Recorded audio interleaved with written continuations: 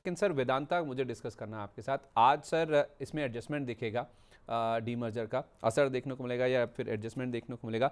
Price discovery होनी है sir, जो चारों बिजनेसेस हैं उनका आज जो एग्जिट होना है या फिर जो डीमर्जर होना है या फिर जो अलग से लिस्ट होने हैं वो आज अलग होकर प्राइस जो बचा हुआ बिजनेस है जिसमें इनका जिंक है, कॉपर है, जो बाकी बचा हुआ रेजिडुअल बिजनेस है, वो आज लिस्ट होता हुआ दिखेगा, जिसके लिए एक स्पेशल प्री ओपन सेशन है सर 9:15 से लेकर 9:45 पर तक, ये आधे घंटे तक ये स्पेशल प्री ओपन सेशन चलेगा ताकि प्राइस डिस्कवरी हो चुके कि जो बचा हुआ बिजनेस है उसका ट्रू वर्थ क्या है या उसकी वैल्यू क्या है। अब एनालिस्ट का अनुमान है सर, एनालिस्ट मान के चल रहे हैं कि ये जो बिजनेस बचा हुआ है ये 300 से 325 के बीच में इसकी लिस्टिंग हो सकती है या फिर दोबारा ओपनिंग इसकी हो सकती है, जो कि कल के सेशन में 775 रुपये पर आई थिंक बंद हुआ था, 773.60।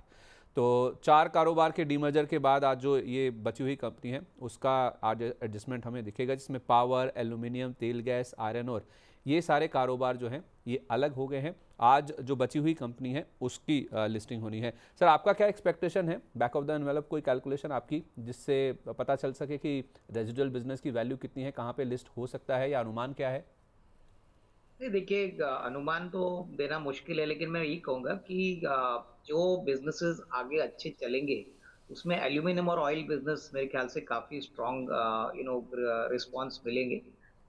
जो नया स्ट्रक्चर है इसमें बिलीव। हिंदुस्तान जिंक नहीं है, तो डेफिनेटली उस पॉइंट ऑफ व्यू से मुझे लगता है कि अभी जो रेसिडुअल स्टॉक रहेगा इसमें हिंदुस्तान जिंक भी इंक्लूड होगा। तो आप मेरे ख्याल से बिटवीन 300 टू 350 375 मान के चलिए, क्योंकि बाकी बिजनेसेस की वैल्यू तो अलग आएगी। हम्म। बट जो बिजनेस बचा है वेदांता में, मेरे ख्याल से हिंदुस्तान जिंक तो ये डीमर्जर में प्रपोजल नहीं था। तो डेफिनेटली बिटवीन 300 टू 375 ये रेंज आप पकड़ के चलिए। आप फाइनली जब स्टॉक लिस्ट होगा तभी आपको एग्जैक्टली प्राइस का ट्रेंड का अनुमान आएगा। मान लीजिए सर जैसे आप कह रहे हैं 300 से 375 की रेंज है जिसके बीच में ये वैल्यू हो सकती है, और मैं जो एनालिस्ट के अनुमान देख रहा हूँ सर वो 300 से 325 के बीच में कह रहे हैं। सर इन लेवल्स के आसपास मान लीजिए, हाइपोथेटिकल सवाल पूछ रहा हूँ कि 300 से 325 के बीच में अगर ओपनिंग हो जाती है, 9:45 पे ये भाव सेटल हो जाता है, तो क्या खरीदना चाहिए वेदांता का बचा हुआ जिंक कॉपर वाला बिजनेस? हाँ बिल्कुल, देखिए नंबर्स तो अच्छे आएंगे, कॉपर जिंक ये मेरे ख्याल से आउटलुक तो पॉजिटिव ही लग रहा है, लेकिन आई थिंक ये अच्छी इन्वेस्टमेंट रहेगी। हम्म। क्योंकि पहली बार ये इंडिपेंडेंट यूनिट रहेगी, फोकस्ड रहेगी, तो काफी ऐसे बड़े निवेशक है, काफी ऐसे एफआईज है जो हम्म। बिजनेस को पहले से ही फोकस्ड बिजनेस मांग के चल रहे थे, तो डेफिनेटली पोर्टफोलियो में ऐड करने वाला स्टॉक है, बट लंबे नजरिए से। और आप बैठ के कह रहे हैं कि बाकी जो बचे हुए बिजनेसेस है उसमें वेदांता, एल्यूमिनियम और तेल गैस, इनमें वैल्यू काफ़ी ज़्यादा है। हाँ बिल्कुल। चलिए ठीक है, ओके। नहीं देखिए, अगर 280 चल रहा है और आपको खरीदना है तो अच्छा मौका है। देखिए क्या होता है, पहले दिन पे जो प्राइस डिस्कवरी होती है संदीप, उसमें किसी को पता ही नहीं चलता कि क्या हम्म। एग्जैक्ट वैल्यू है।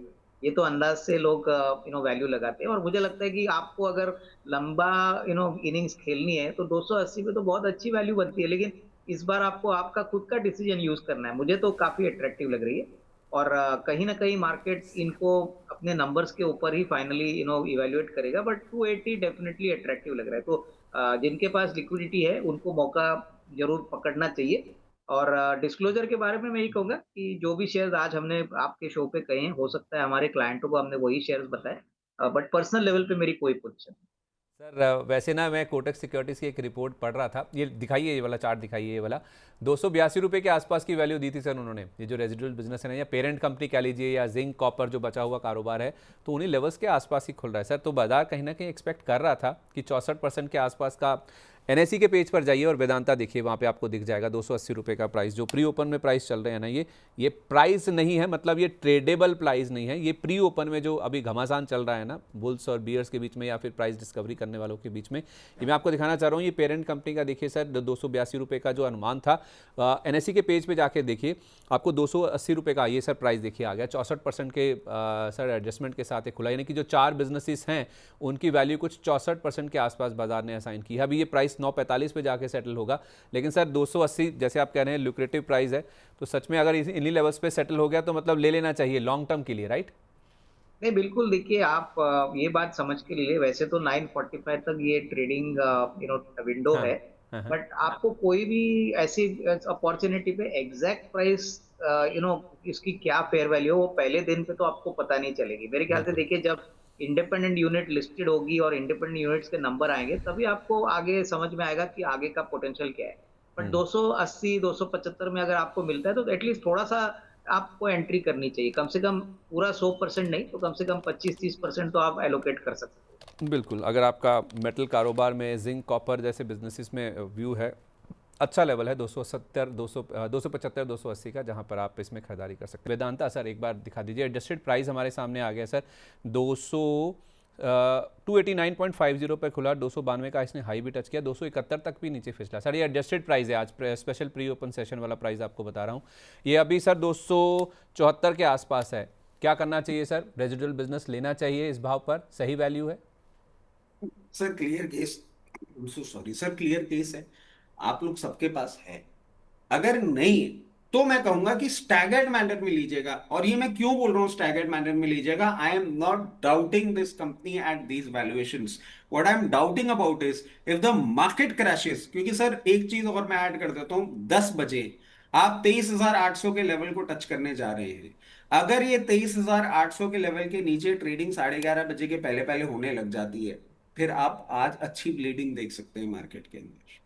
और इसमें एक चीज और ऐड कर देता हूं सर, कल भी मैं ये बात कर रहा था, आज भी मैं ये बात करूंगा। My statement might be very bold, but whatever may be the depiction of the exit polls, 4th of May, maximum positive that I can see in West Bengal is Hung Assembly.